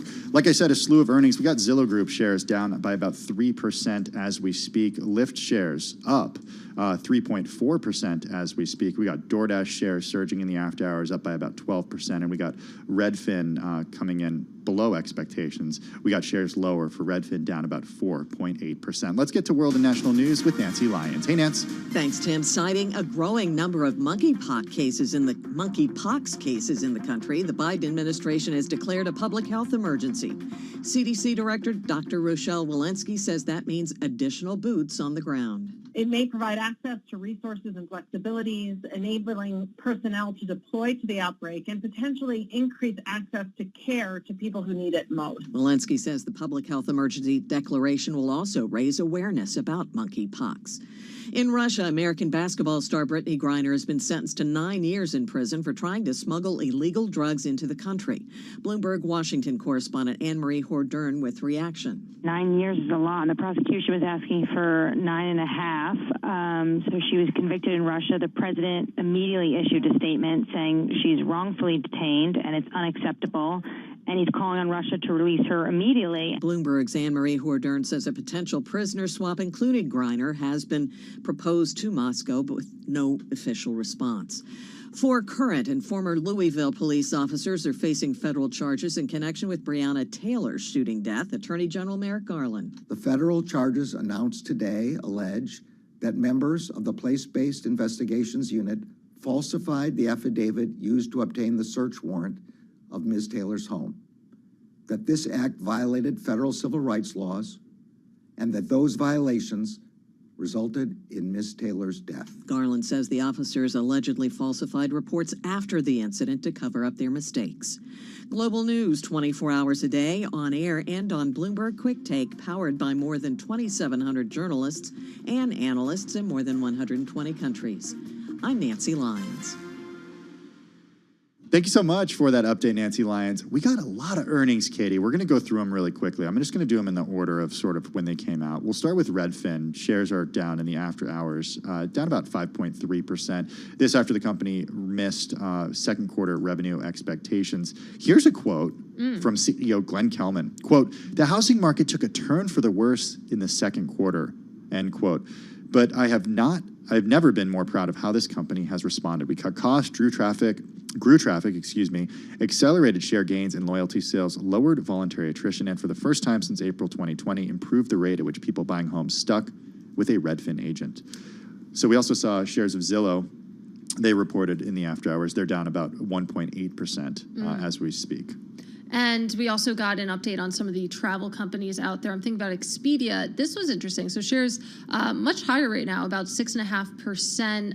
They beat on EPS. They beat on revenue.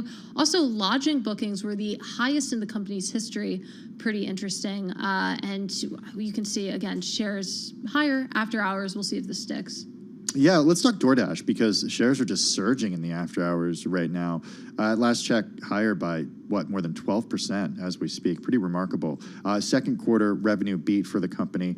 The company coming out and saying that for the second quarter, we saw revenue of $1.61 billion. Estimates were for $1.52 billion.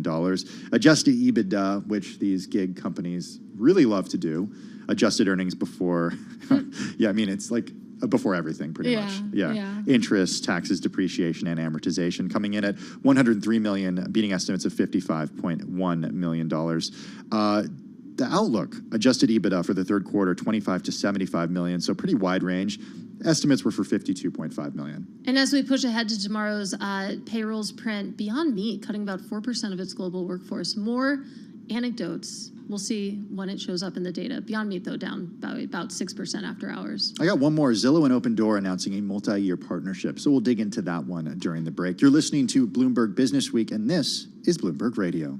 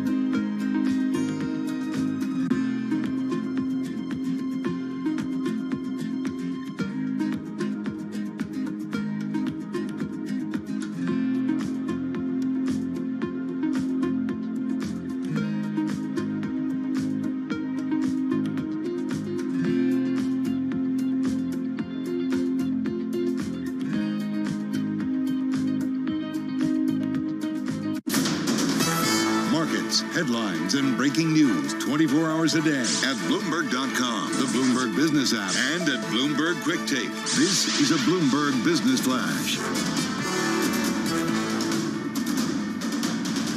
From Bloomberg World Headquarters, I'm Charlie Pellet. Earnings coming fast and furious. We begin with DoorDash. Revenue beat analyst expectations, boosted by a record number of orders. After hours, we've got DoorDash delivering big gains, up now by 15% in extended trading. Expedia Group reported second quarter revenue that beat analyst estimates, suggesting a solid start to the busiest travel season as Voyagers shake off 2 years of COVID-19 restrictions. After hours, Expedia shares they are jumping now by about 5.5%. And Amgen reported better than expected profit and sales as the company's top drugs all beat analyst estimates.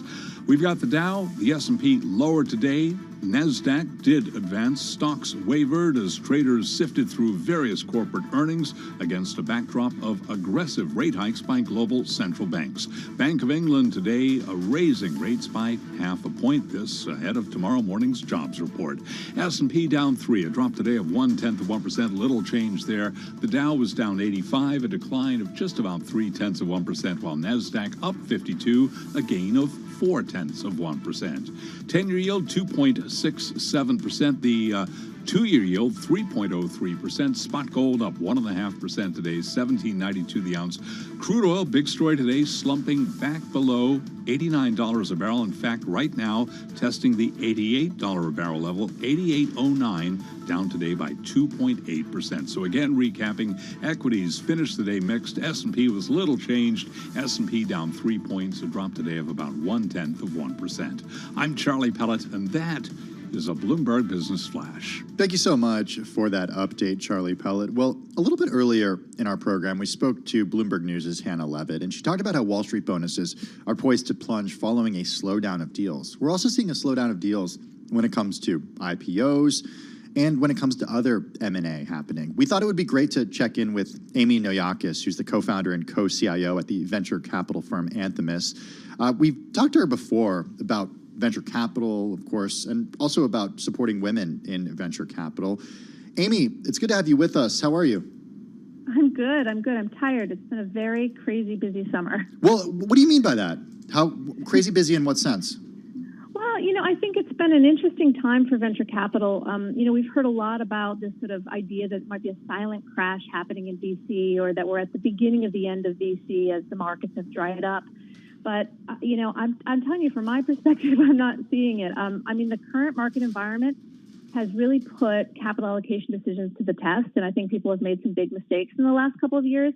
But the industry-wide correction that we're seeing this year isn't a surprise to any of us that have been doing this for decades, nor is it affecting all companies or all investors in the same way. I think it's just simply a needed correction, right? For the last 10 plus years, we've seen unprecedented amounts of capital shifting into venture capital, particularly in the tech sector, inspiring entrepreneurs and would-be founders to build new digital companies that are challenging the old guard and most importantly, make a lot of sense. But in the majority of these cases, the markets and the employees and the consumers of these companies have reaped a ton of benefits through this evolution. However, there are lots of founders and investors alike who have attempted to build companies that aren't solving real problems. They're not focusing on business fundamentals, and they're letting hubris get the best of them, right? So while the global funding has slowed, there are still plenty of great companies growing, expanding, and building, and there are still plenty of companies out there. And so I'm kind of feeling like, the bigger issue is how many of these people that have kind of jumped into the game in the last sort of inning, so to speak, are really throwing things off, right? Like VC is hard, and it's supposed to be. It's why the returns are so high. There's huge upside for investors that are finding and backing great companies. But the problem is, I think over the last couple of years, it's looked too easy, and that's attracted a lot of folks who frankly don't belong in the game. And now that it's gotten a little harder again, you've got to look a little harder for the good ideas. You've got to be smarter about the way you value these companies. It's the dumb money that's disappeared, and it's taken a lot of promising companies with it. And, well, Amy, frankly, give us some good ideas. Where are there still opportunities? Well, listen, on the investor side, I think there's a ton of opportunity in the early stage. It's still very much a sweet spot. A lot of the market contraction that we've seen has been in the later stage. I'm personally biased because we're at Anthem big fans of the early stage strategy. But I think that if you're a quality early stage investor and you're in it for the long haul, you'll navigate this correction incredibly well. Valuations are getting haircuts that they deserve. Deal flow and competition for capital is sort of slowing a bit. And investors at the early stage, I think, are well positioned. You've got to focus on the fundamentals. You've got to stay away from the fluff, the hubris. A great company is a great company, and there's always space for great companies. I'd say for the companies and the founders, they should probably take the advice that they should have heeded years ago. Not all capital is the same. Pay attention to who's backing your company, and don't get swindled by a heady valuation that you can't back up. We've seen so many examples of that. I don't want to say they were, swindled, but we've seen a lot of down rounds in the past few months, Amy. Yeah, and listen, that's not surprising, right? I mean, the role and the purpose of a good venture capital investor hasn't changed. It is our job and should be our job to deploy capital responsibly and help grow portfolio companies. That doesn't mean that there's a one-size-fits-all approach to how we do that. And I think the biggest issue for me is that so many of these players have jumped in, eyes closed, with little to no experience in how to build and support a quality company as it grows. And these are the folks that have caused a lot of the pain in the market. I think some of this strategy is driven by hubris. And I don't think it's appropriate to write the entire sector off just because a large number of folks decided to jump into the deep end naked before checking if there was water in the pool, right? Right. Hey, we just have a minute left with you, Amy, but I want to get an update on the Female Innovators Lab that you recently launched. And because when we talk about venture capital, especially women in venture capital, we're talking like single-digit percentage of venture capital goes to women each year. Yeah, it's still, it's still an area that we spend a lot of our time on at Anthemis, and I think a big part of that is because it was how we were founded, right? I'm a woman founder of a company, and not only am I an investor, but I'm somebody who started a company from scratch and watched how hard it was and difficult it was to raise capital to grow my company, and there weren't a lot of supporters around. So when we looked across the entirety of the fintech sector, we wanted to make sure that we were playing a very solid role in sort of putting our money where our mouth is. And so we've been backing women founders in Europe and the U.S. for a couple of years now, specifically in what we call the earliest venture studio stage. Money and ideas coming together at the very beginning and helping these women build their company. And I think it's a really great opportunity not only to see some fantastic businesses and help women, get a leg up and grow, but also, as we've sort of found, it's making a huge difference. I know that people say all the time that it's really hard to back women and people of color in venture, and there are never enough of us.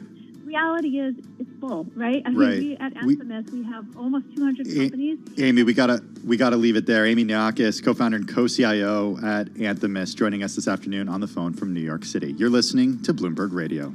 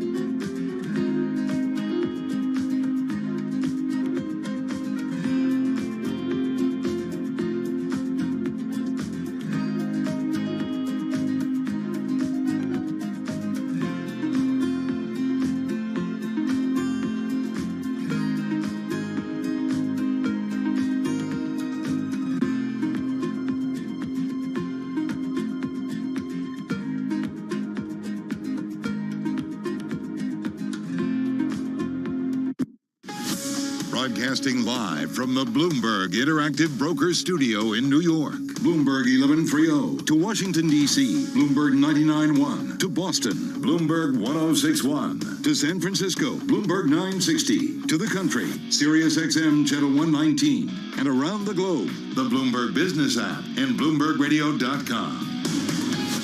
This is Bloomberg Business Week. It's Bloomberg Business Week. Tim Stenovec and Katie Greifeld. We're live in the Bloomberg Interactive Broker Studio, and we got a great guest coming up. We got crypto reporter Olga Karif joining us in just a couple of minutes. We got a lot of crypto news this week, Katie. I know. It is just an embarrassment of riches. Yeah, we're going to start with her.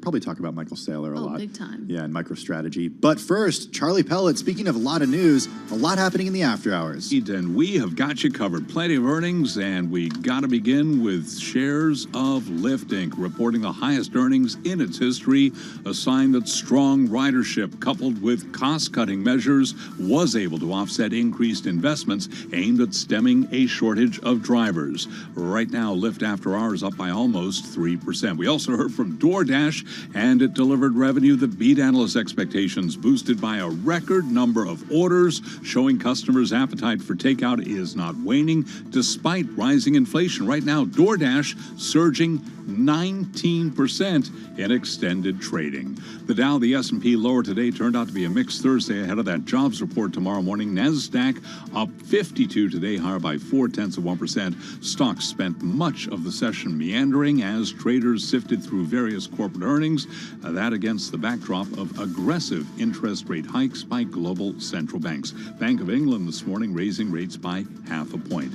Now, what about the overall market backdrop? Cole Smead is president and portfolio manager at Smead Capital Management, and right here on Bloomberg Business Week, moments ago, he put it like this. I look at the equity investors in the S&P 500 in aggregate today. They are a group of people that say, eat, drink, and be merry, for tomorrow we die. If they're unwilling to give up on their bullishness and their excitement and their hope that inflation won't be a big deal for stocks, when in reality it is going to impact them. We're likely to end this decade, the decade of the 2020s, like we did in the 70s, where probably no one wants to own stocks and maybe not own bonds because of the effects of the cost of capital rising and inflation. And again, the S&P down today by 3 points, down by less than 0.1%. NASDAQ up 0.4%. The Dow today down 0.3%. 10-year yield 2.68%. Spot gold up 1.5%, $17.91 the ounce.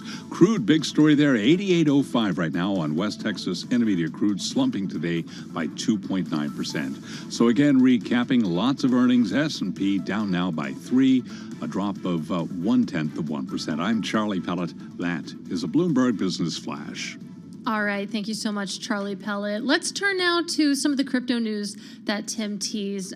We've got a great guest, Olga Karif. She's a crypto reporter for Bloomberg News. She joins us on the phone from Portland, Oregon. Olga, let's start with MicroStrategy, because the big news there, of course, is Michael Saylor stepping down as chief executive officer. He's going to remain with the company, of course. It was interesting, the market reaction. You actually saw a surge in MicroStrategy yesterday. This news, of course, was coming on Tuesday. Olga, just walk us through on what the thinking around this company is right now, because in addition to its huge Bitcoin buys, nominally it's a software maker. Absolutely. So it's interesting. It's a large enterprise software company, and of course, in the last 2 years, Michael Saylor has also created a parallel Bitcoin strategy, and supposedly now he's gonna become executive chairman and focus on strategy and focus more on the company's Bitcoin strategy, while the incoming CEO will focus on the actual enterprise software business. And I think part of the reason the market liked the news was because in the earnings call, the company essentially hyped this idea that, we are 100% behind Bitcoin. We will continue with the strategy, even though MicroStrategy had an impairment charge of almost $1 billion in the second quarter because of the decline in the price of its Bitcoin holdings.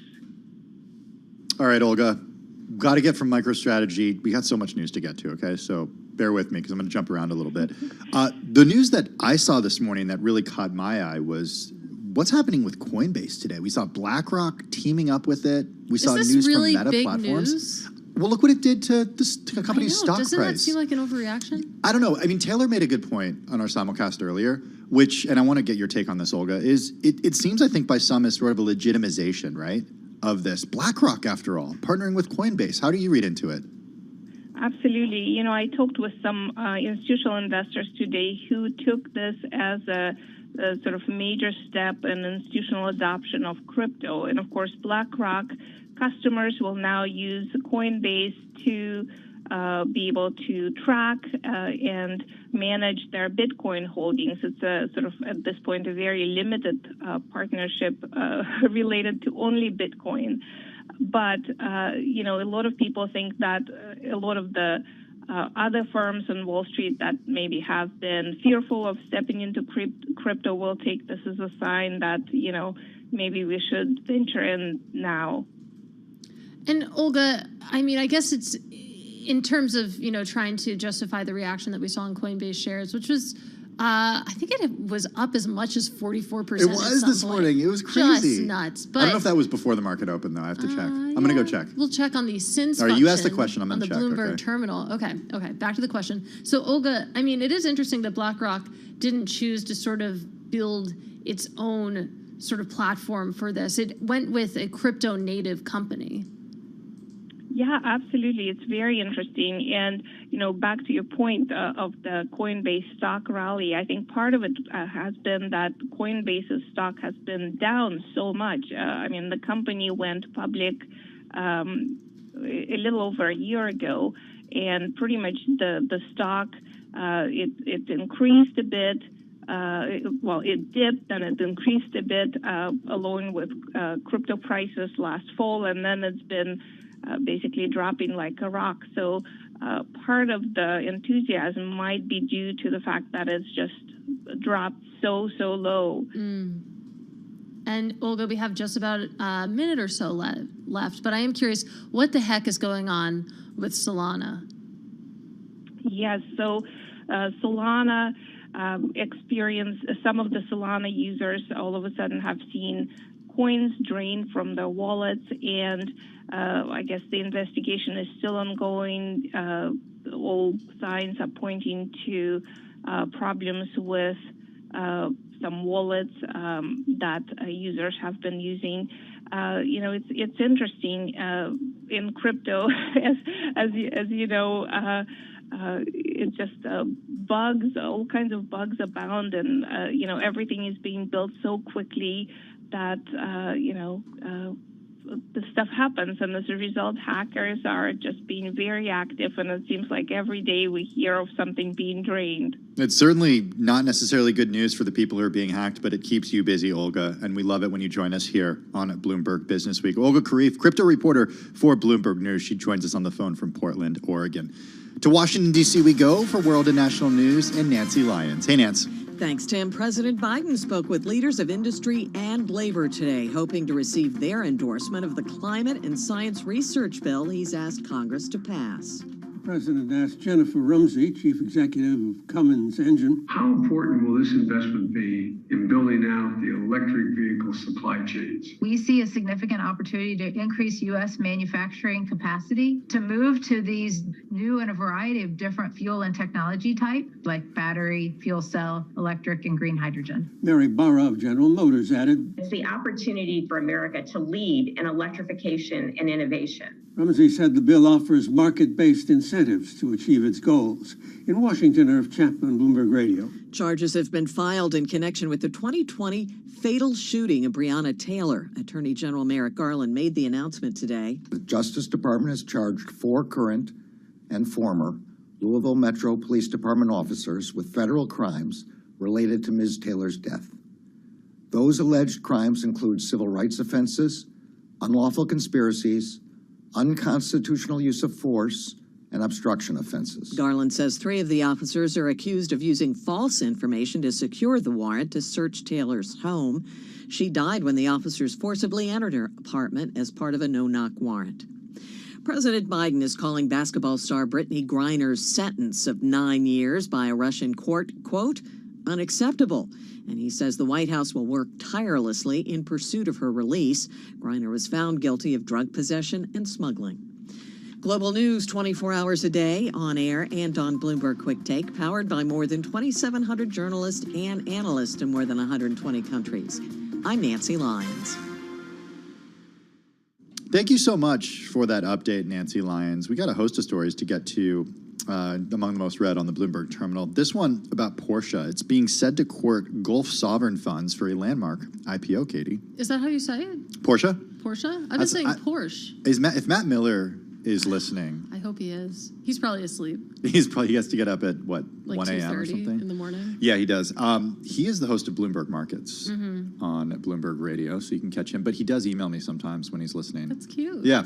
I'm going to email him and ask him, but I'm pretty sure it's Porsche. Okay, I've been saying Porsche for 29 years of my life, but it was actually my first word, so. Really? No. Anyway, Porsche, trying to going on secure here? anchor investments from some of the largest Middle Eastern sovereign wealth funds as the iconic sports car maker looks to pull off one of Europe's biggest listings against a pretty rocky backdrop. Tim. Yeah, I mean, we just talked about what's happening in venture capital, and before that, we talked to Hannah Levitt about what's happening when it comes to deals. But still, some are pushing forward. Abu Dhabi's Mubadala Investment Company and ADQ are among those considering committing funds to the Volkswagen unit's listing.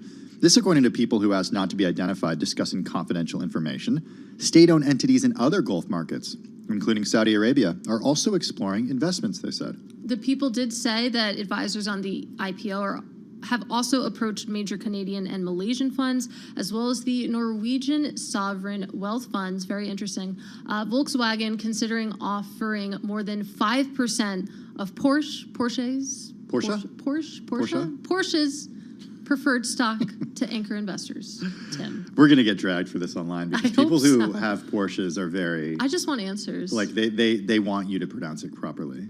I feel like it's more efficient to say Porsche. Just one. All right. Well, I got a little more to get to here. Okay, go on. So in early meetings with portfolio managers, the IPO has been pitched as a chance to invest in a company that combines the best of car-making rivals like Ferrari and luxury brands like Louis Vuitton. But some investors are concerned about a listing structure that fails to make Porsche more independent from its parent. Check out this story. It's on the Bloomberg terminal, all about a path to an IPO for Porsche. You're listening to Bloomberg Business Week.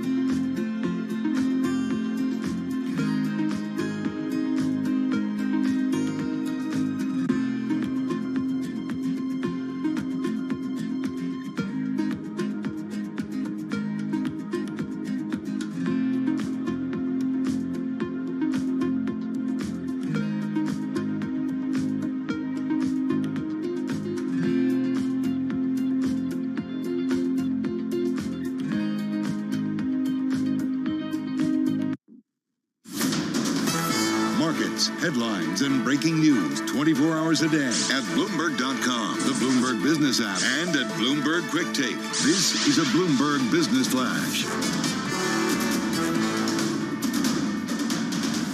From Bloomberg World Headquarters, I'm Charlie Pellet. DoorDash shares, they're surging 15% now in extended trading. It did report revenue that beat analyst expectations, boosted by a record number of orders, showing customers' appetite for takeout is not waning despite rising inflation. Also after the bell, Amgen reported better than expected profit and sales as the company's top drugs all beat analyst estimates. Shares, however, are down 0.3% after hours. Amgen narrowed its revenue guidance for the year. Stocks wavered ahead of the jobs report tomorrow. Little changed on the S&P today, down 3 points, a drop of about 0.1%. The Dow was down 85 points, a decline there of 0.3%. NASDAQ, though, had an update. NASDAQ Composite Index higher today by 52 points. That was a gain of about 0.4%. 10-year yield 2.69%. The 2-year yield 3.04%. Spot gold up $26 the ounce, up 1.5%, $17.91 on gold, while West Texas Intermediate crude slumped 2.9% today, barely above $88 now, $88.05 for West Texas Intermediate crude. So again, recapping, lots of earnings after the bell. S&P down right now, little changed.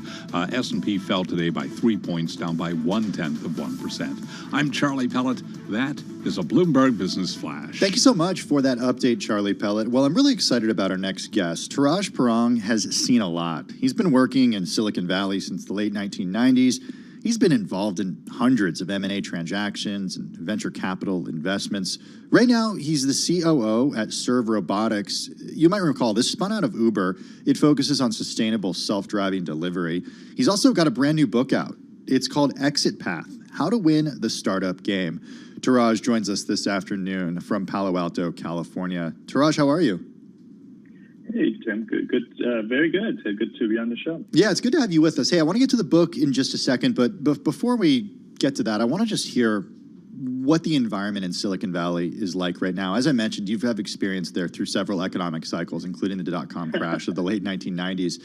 What do you see when you look around the landscape right now? Give us your take. Yes, it's like deja vu all over again, right? Really? So we've been through this a couple of times, as you said. Yes, late 90s. This feels a bit more like the 2008, 2009 downturn, where kind of venture capital funding a bit dried up. There was no end in sight for the doom and gloom, and there were all sorts of memos issued by venture capital firms about rest in peace, good times, right? So it's very reminiscent of that. And layoffs, unfortunately, companies cutting costs or being advised by their boards to cut costs so that they can extend their runway. So bring this deja vu that you're feeling and this landscape that we're in where funding is drying up. What does that mean for startups and the business of startups? Because, I mean, even in the public equity markets, companies that are well established, feels like a very rocky time. Yeah, it is uncertain times. The thing about startups is that a lot of them are in the value creation business. They kind of have a longer term horizon, especially the earlier stage startups. I feel that earlier stage investors actually continue plug away and continue investing their activities. We've seen in other downturns that a lot of valuable companies were created or founded during the downturn. So there's no reason for early stage investors to kind of pull back. The problem is with a bit of later stage investors who had invested at very healthy valuations, and now they're facing down rounds or there's a reckoning that has come to them, and that's impacting the morale of the teams, of their founders, of the investors.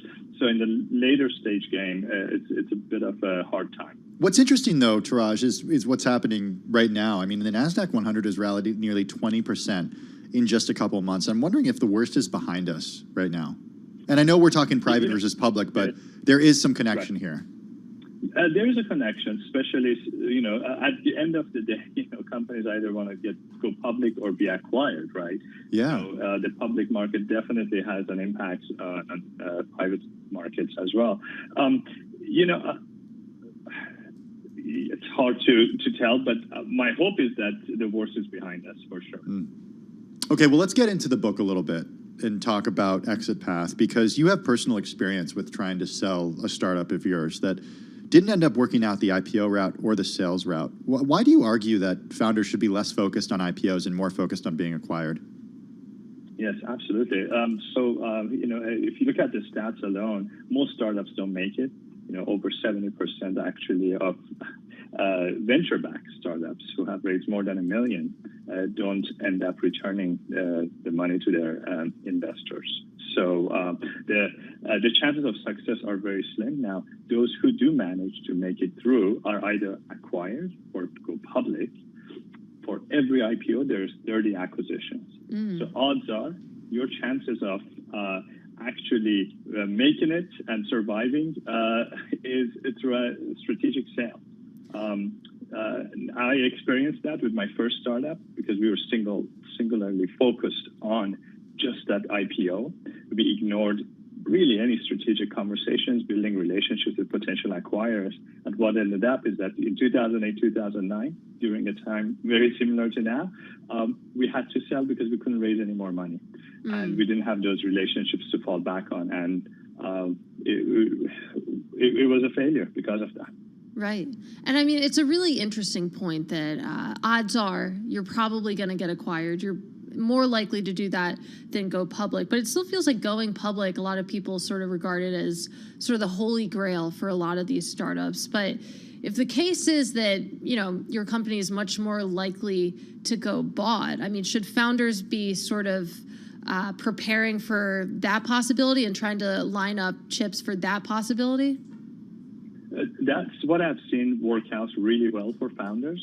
In my next startup after that failure, I actually, the first thing we did, we created our exit strategy. And we did an offsite. And by doing so, just that act alone set in motion a series of events that led to a very successful exit. Webs.com was the name of the company. We sold to Vistaprint at more than 10x multiple on revenues. It was a very good outcome. And I credit it because we did take those steps. Now, had we even gone forward, we decided not to sell and had gone, with another round of financing and gone all the way to IPO. Having had acquirers would make our IPO a lot more successful because now we have actually leverage in those conversations with investment banks. Taraj, we only have about 45 seconds left, but how do you know when to walk away from an offer, when you know that you can get a better offer? Because you just don't know. Yes, that's why, there is a lot of upside to optionality. So the only way you can walk out from an offer is if you have viable strategic alternatives. And what I advocate in my book at great length is how to create those strategic optionality for yourself. So you can walk out. All right. Taraj Parang, Chief Operating Officer at Serve Robotics, author of the brand new book, Exit Path, How to Win the Startup Endgame, joining us this afternoon on the phone from Palo Alto, California. Taraj, thank you so much for taking the time and joining us. Katie, we got a lot of earnings to go through. We got Block Inc., which is the company formerly known as Square. I can barely call it Block anymore.